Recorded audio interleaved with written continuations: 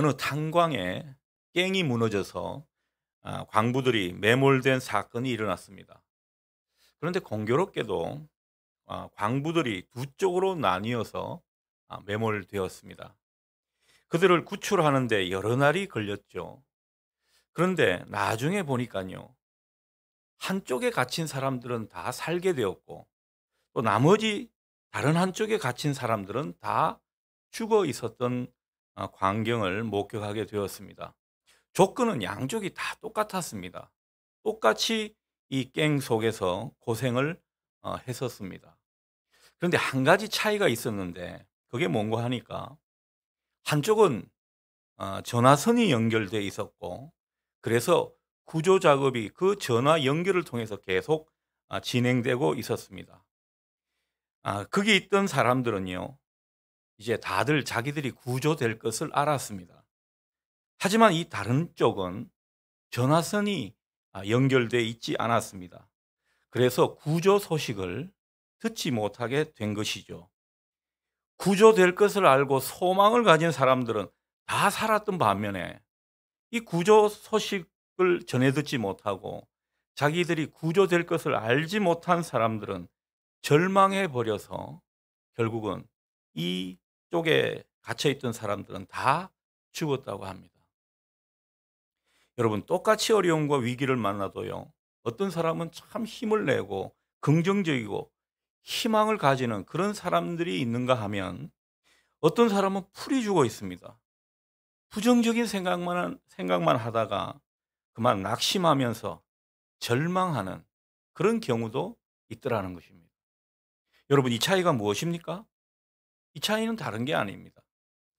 주님과 연결되어 있느냐 아니면 주님과 연결된 그 선이 끊어졌느냐 그 차이인 것이죠. 어려울수록 내가 주님과 잘 연결되어 있는지 우리가 이것을 잘 살펴봐야 할 것입니다. 힘들수록 주님께 집중하는 것이 우리의 지혜가 되는 것이고 또 그래야 소망을 가질 수 있습니다. 특별히 기도는 우리가 주님께 잘 잇대어 있도록 하는 좋은 연결선입니다.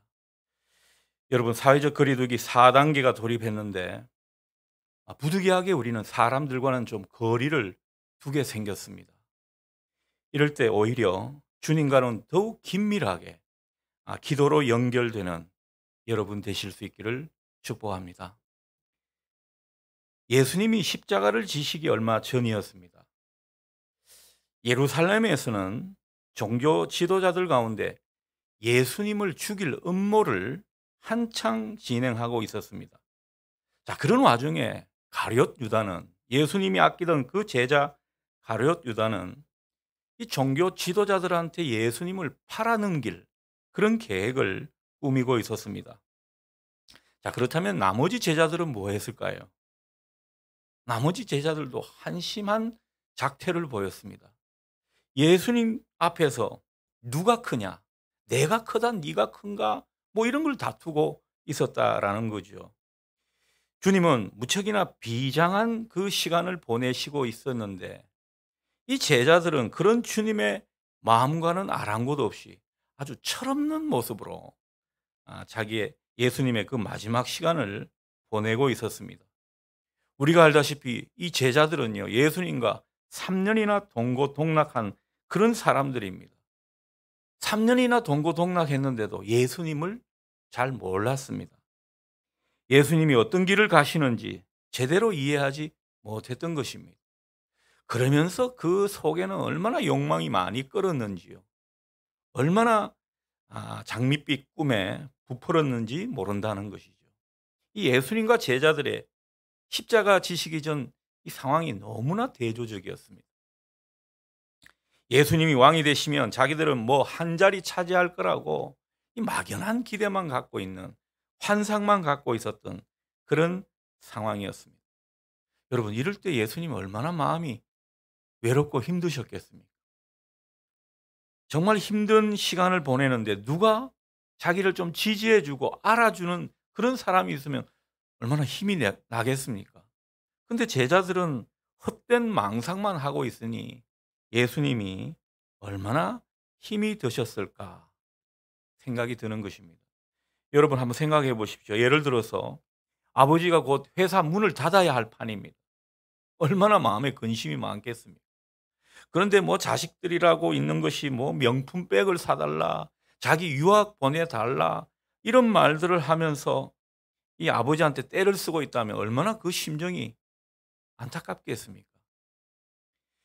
그 가운데 자식들이 서로 싸우기라도 한다면 얼마나 아버지가 외롭고 힘든 그런 시간을 보내겠습니까? 아마 벼랑 끝에 선 기분이겠죠.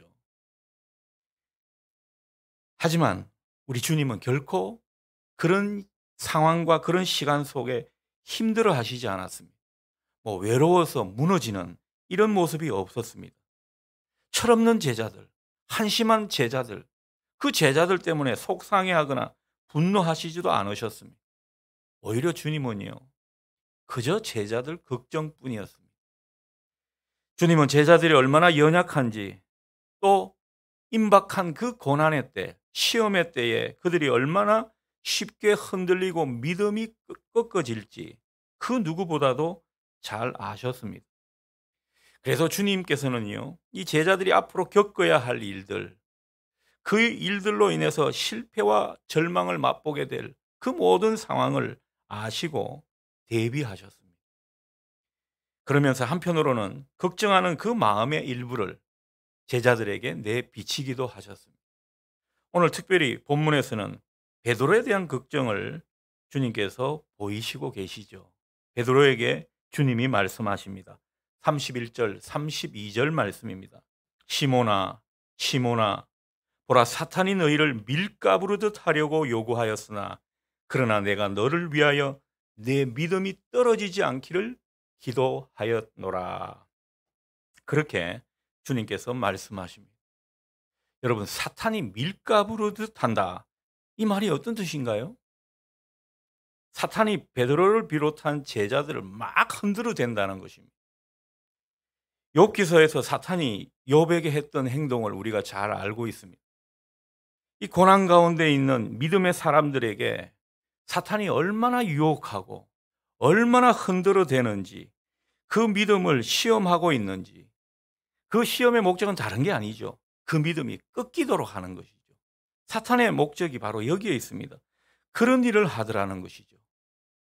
이 고난의 때 그냥 버티기만 해도 힘든데 이렇게 유혹과 시험이 많이 주어진다고 하면 과연 누가 제대로 믿음을 지킬 수 있겠습니까?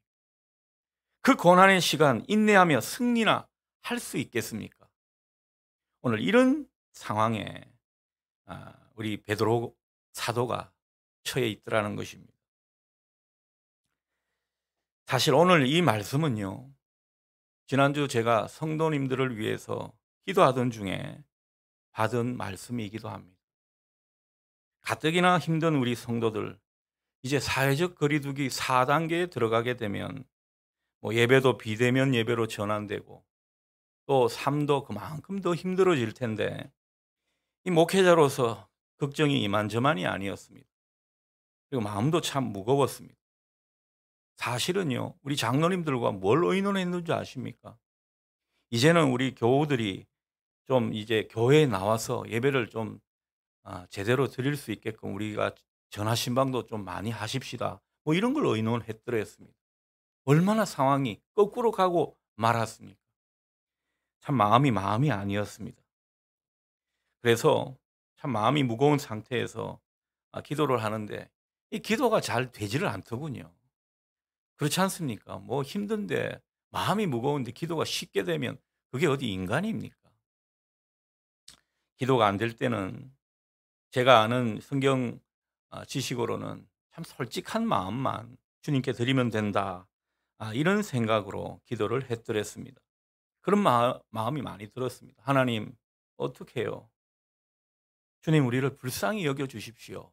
이런 기도만 계속 드릴 수밖에 없었습니다.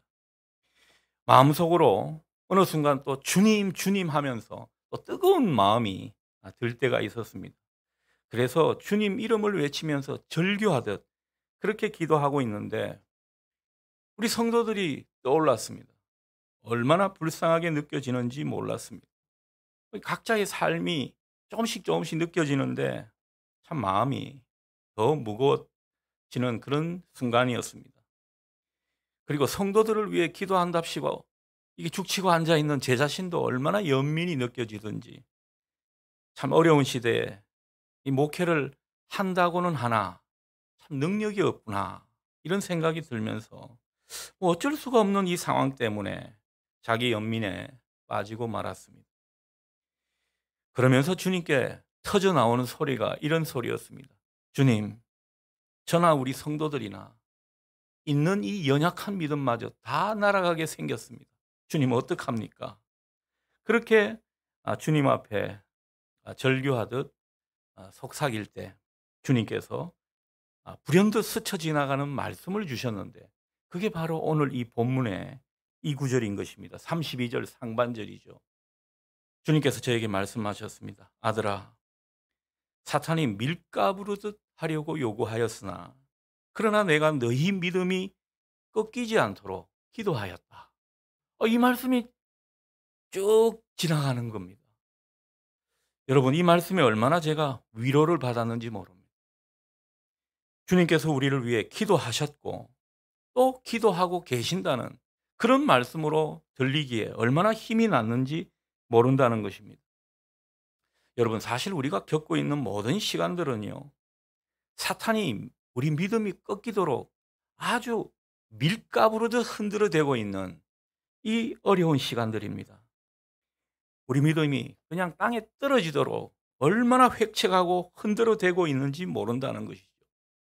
그래서 어떤 분들은 이 사탄이 이렇게 우리를 흔들어대니까 정말 있던 믿음 다 날아가고 교회를 떠나는 이런 상황도 우리가 보지 않습니까?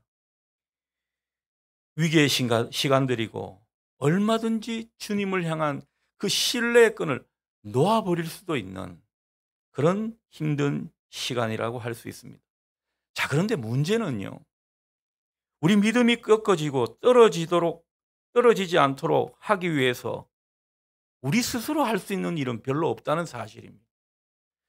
제가 힘들었던 것은 바로 여기에 있었습니다. 오늘 본문의 베드로 한번 보십시오. 33절에서 예수님께서 말씀하시는 데 있어서 아주 강하게 부정하고 있습니다. 주님, 저는 주님과 함께 감옥에도 갈 수 있고요. 주님과 함께 죽는 자리에도 함께 갈 각오가 돼 있습니다. 얼마나 멋지게 주님 앞에 말을 하고 있는지 모릅니다. 고난의 그 시험을 앞두고 있는 베드로 한치 앞을 모르니까요. 굉장한 각오를 다지고 결단을 하고 있는 모습입니다. 주님을 위해 자기는 감옥에도 간다는 거죠.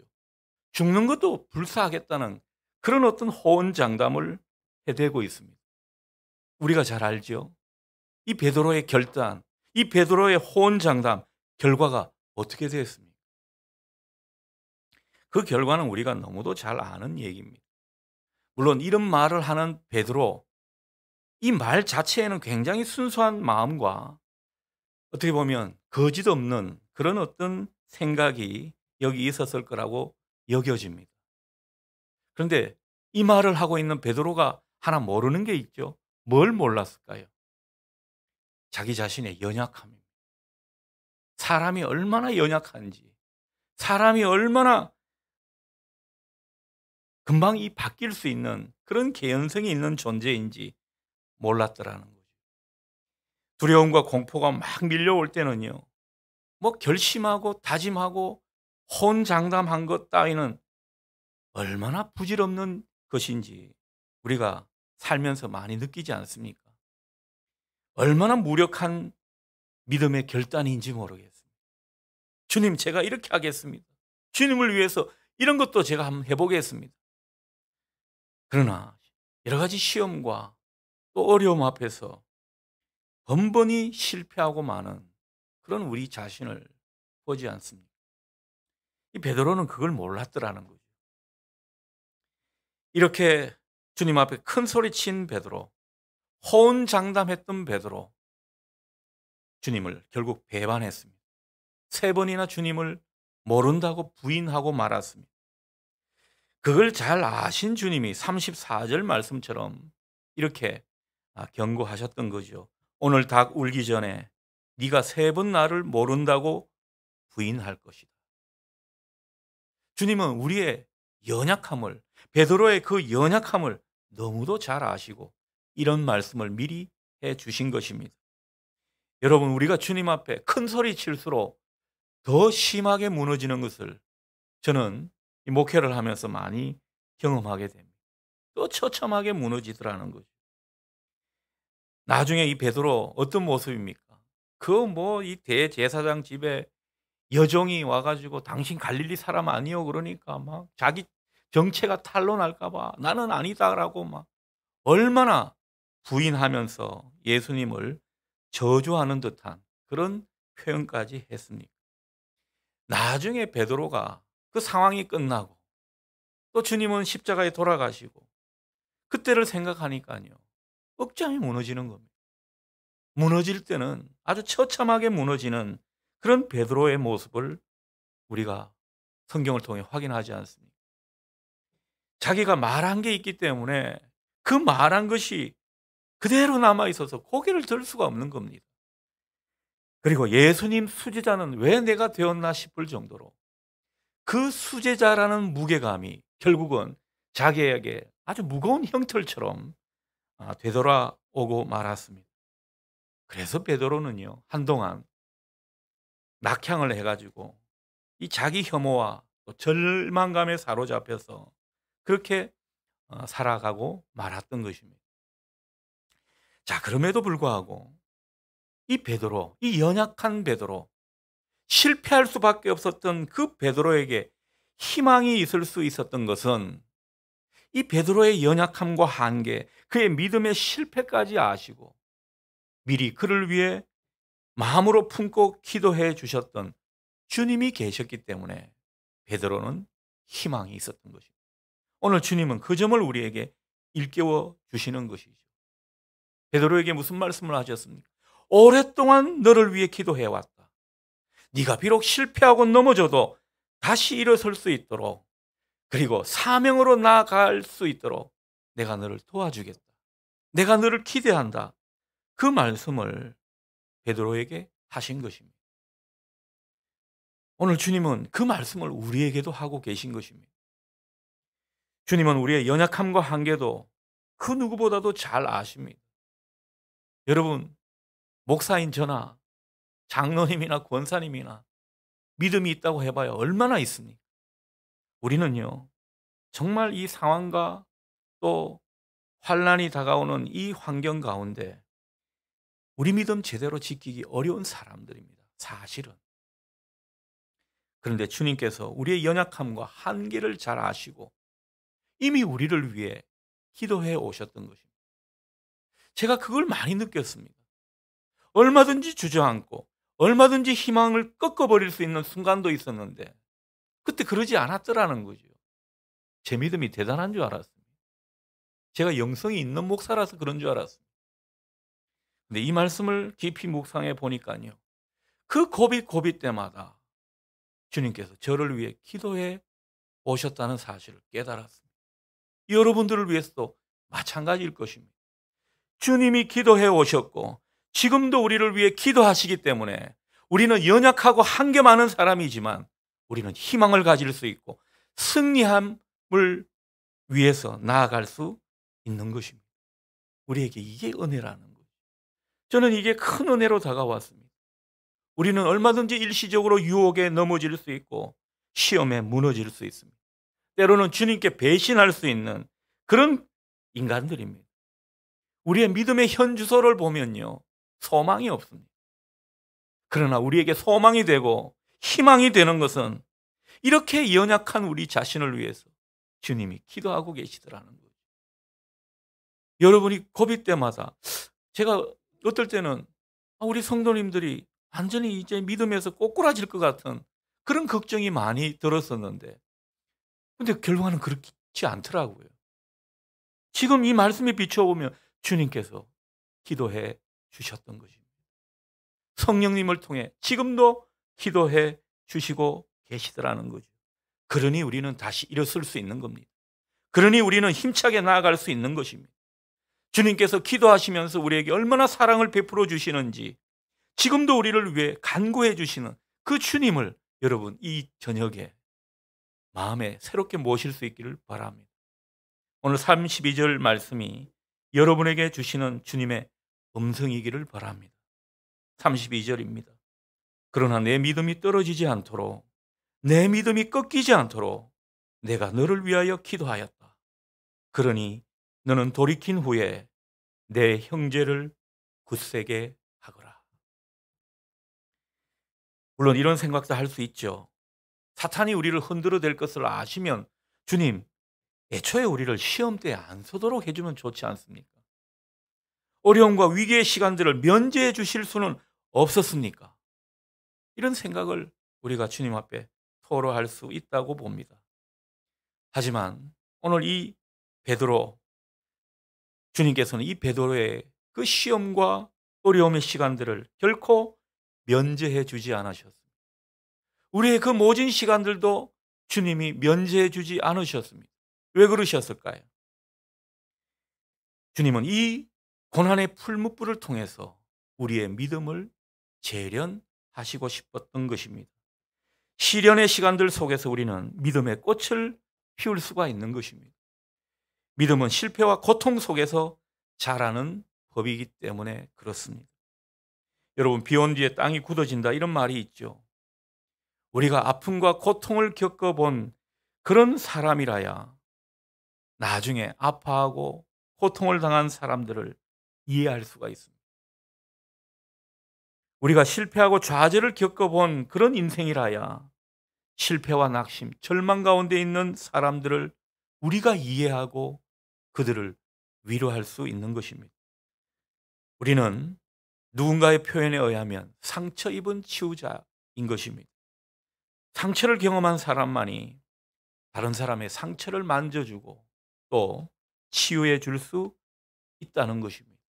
주님은 이런 목적으로 우리에게 연단의 시간을 보내게 하시고 다시 사명으로 우리를 일으켜 세우는 것을 보게 됩니다.